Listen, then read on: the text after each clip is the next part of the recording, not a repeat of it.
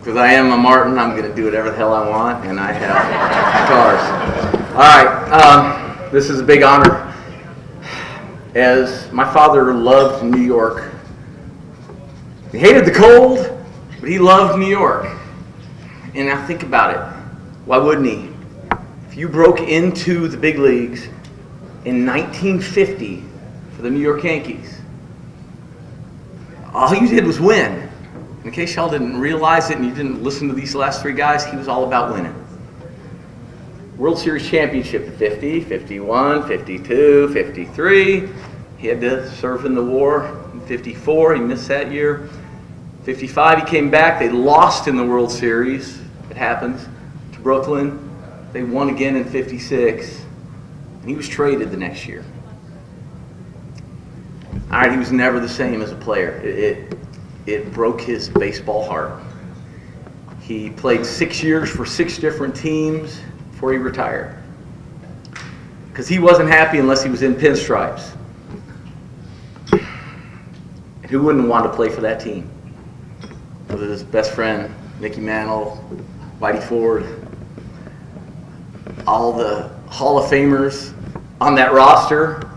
It's crazy, right? But I think the most beneficial one of those guys was his mentor, Hall of Fame manager, Casey Stengel.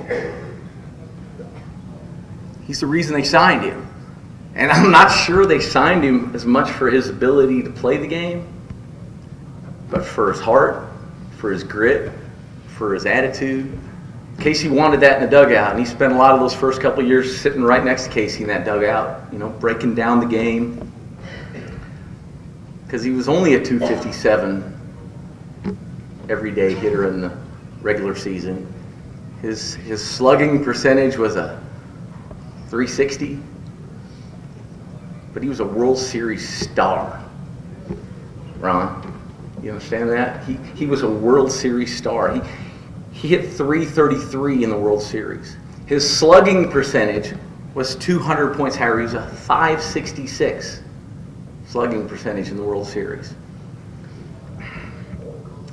He made the game-winning catch in 52 out of nowhere. Won the prestigious Babe Ruth Award in 53, the MVP. He even broke Babe's record for most total bases that year. The 257 hitter. If there was a World Series Hall of Fame for players, he'd be in it. And when it comes to Hall of Fames, he was definitely famous, right? As a manager, he was on the most covers of any magazines ever. Right? He was on the cover of Time magazine.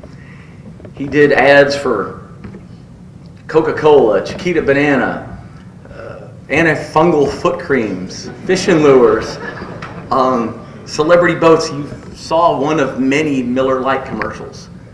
Those Miller Lite All-Star commercials were so much fun for him. I think he would have paid them to do the commercials. He made lifelong friends on those commercials, and he had so many celebrity friends, the kind of names that the Sinatras and the Rat Pack.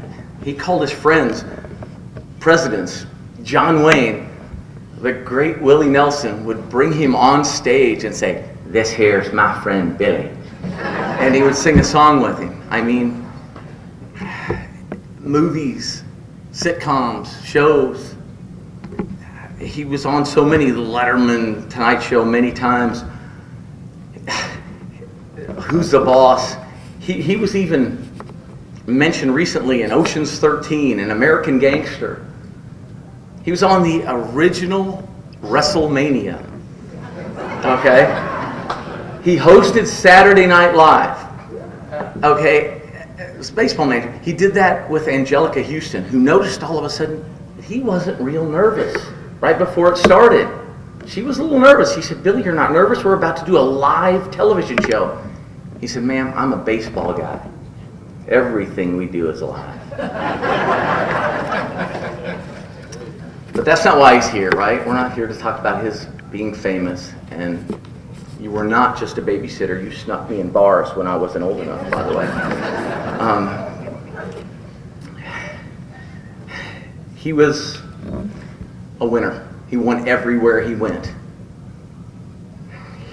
He knew when guys like that fella back there in the cowboy hat was ready to come up from the minor leagues and be a big leaguer. Right? He was right. He had that ability to see who was the guy he needed on his team. He won everywhere he went. Only one team he managed he didn't take to the postseason, the Texas Rangers. And he inherited that team from a former Hall of Fame manager who, he only got one season, one full season. And had they had today's playoffs, with the expanded playoffs, that team would have gone to the postseason. Only 2 managers in baseball history have taken 4 teams to the postseason. He's one. His close friend, Tony La Russa, is the other. He was a different man between the lines. Like nobody I've ever seen could turn it on and off. When he stepped on the field, he would do whatever it took to win. As soon as the game was over, it was over. You can ask some of the umpires that are here tonight, they probably didn't like him very much on the field, but off the field, whatever happened, happened. It was over. I watched him one day. We saw Ricky Henderson on the video, and Ricky was on the training table. He had a bad hamstring at the time, and Dad walked over and put his hand on him and says, "Hey, pal, the trainer says your hamstring's pretty bad. I'm thinking about sitting you." Ricky's getting treatment. He's like, "No, Skip, I'm your guy." I said, "You're damn right you're my guy. And I need you all year. I need you for the playoffs. Thinking about resting you. No way, just let me cruise. Just let me cruise." "You sure?" "I am." Ricky went out, did his one-man gang thing. I talked to Dad about it afterwards, and like we heard a moment ago, he did treat the guys different. And I said that to him. I hadn't seen that before. He said, "Some of them love me, some of them hate me. I don't care, I just need to know. Then I can figure out how to push your buttons, because some guys need a little love. Some guys need a kick in the ass. Some guys you don't need to say a damn word to, because that's my job. I got to figure that out." This is a real honor to go in with these great men. New York meant so much to him. He lived and died here. He's buried a catcher's throw to second base from the great Babe Ruth, and it appropriately says on his marker, "I wasn't the greatest Yankee to wear the uniform, but I was the proudest." Thanks, New York, for another proud moment.